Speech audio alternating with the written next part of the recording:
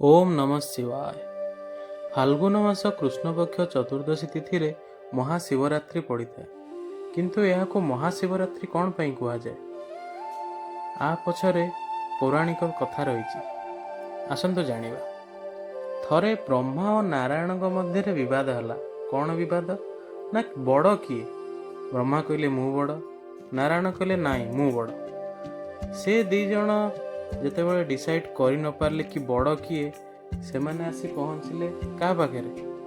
ब्रह्मा विष्णु पर किए रहिले? महेश्वर। से आसी महादेव पाखे पहुँचले और पचारे महादेव आपण डिसाइड करंतु आम भितर किए बड़। महादेव कहले क्या तो गोटे सपोर्ट नहीं हेनी, कौन करवा? महादेव से ही दिन लिंग रूप प्रकट हेले एवं दुई जन को कहले जे प्रथमे अग्रभाग किंबा तल भाग खोजी आसीबो से ही हब बड़। यह शुणी ब्रह्मा चलले अग्रभाग खोजिबाकू एवं नारायण चलले तल भाग खोजिबाकू। ब्रह्मा ऊपर को गले गले एमिति जाई जाई पाउनाहांती अग्रभाग। किछि दिन बीतीगला। किछि दिन पर देखिले केतकी फूलटी ऊपर तळु पड़ुछि। से केतकी फूल कहले तू कोठु आसुछु? केतकी फूल कहला जे मु लिंगर अग्रभाग थिली तो मु सेठू खसी पड़ी सेठू आसुछि। यह शुणी ब्रह्मा खुशी हो गले, भाविले बहुत पाखे अच्छी बोधे आ। किंतु केतकी फूल कहला मु केबेठू पड़ुछि मु भी जाननी, बहुत दिन हो गला। तो ब्रह्मा गोटे उपाय चिंता कले, कहले केतकी फूल तो ऊपर आसी ताकू नहीं जीवी, प्रमाण स्वरूप देखई देवी आ कहबी मु नहीं आसी आ मु बड़ होइछि आ। से नहीं आसिले। सही परी नारायण तलभाग खोजी खोजी पाइलेनी, निराश होइकी फेरिले। तो ब्रह्मा देखैले जे देख मु केतकी फूल आनिछि, केतकी फूल कह कोठु तू आसीछु? से कहला मु अग्रभागरु आसी।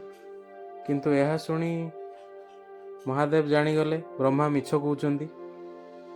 तो से रागी जाई ब्रह्मा और केतकी फूल दुई जन को अभिशाप देले। ब्रह्मा को कहले आपण मर्त्य लोकरे केबे पूजा पाइबेनी।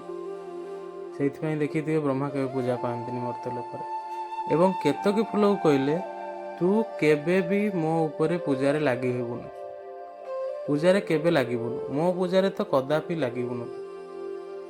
यह शुणी दुई जन बहुत डरीगले और बहुत क्षमा प्रार्थना कले। केतकी फूल कहला प्रभु आपण मते क्षमा कर दियंतु, मोर भूल हो गला। तो दुई जन जपरी क्षमा प्रार्थना कले, महादेव तो भोलानाथ तो से कहले मु तो आउ जहा अभिशाप देछि रिटर्न नहीं पारिबिनी, मु गोटे वरदान दे पारि।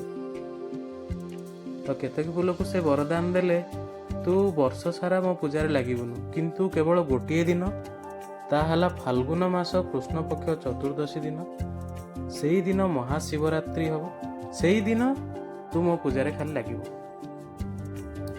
तो आपण माने जदि महाशिवरात्रि पूजा करूछंती केतकी फूलटिए खोजंतु एवं ताकू महादेव को अर्पण करंतु।